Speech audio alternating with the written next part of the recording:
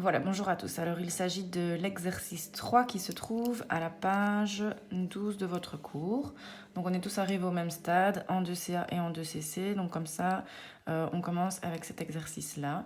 Donc, qui est un exercice de représentation des transformations d'énergie.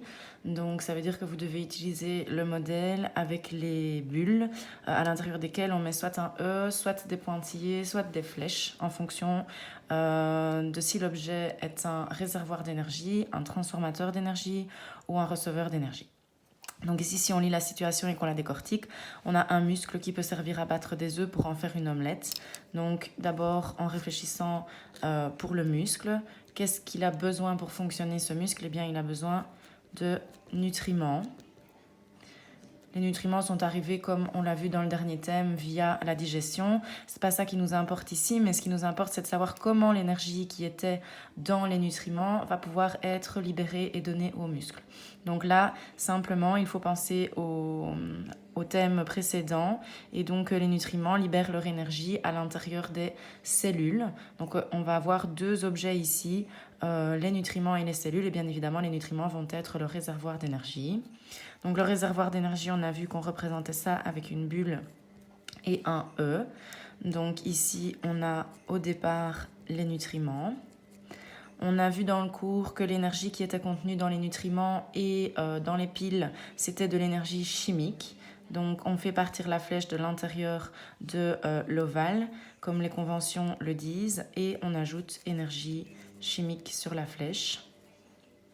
Cette énergie chimique va être donnée, donc, comme on vient de le dire, aux cellules qui vont permettre de libérer cette énergie et de la donner aux muscles. Donc ici, le transformateur, enfin le premier transformateur, ce sera la cellule, ou plutôt les cellules.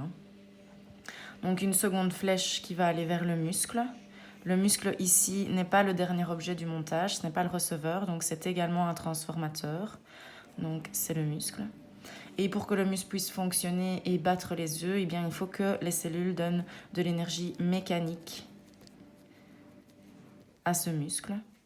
Ainsi, il va pouvoir se contracter et se mettre en marche, donc pour pouvoir battre les œufs. Bien évidemment, on ne bat pas des œufs avec les mains ni les doigts, donc on va avoir un autre transformateur, donc qui va être un fouet, bien évidemment.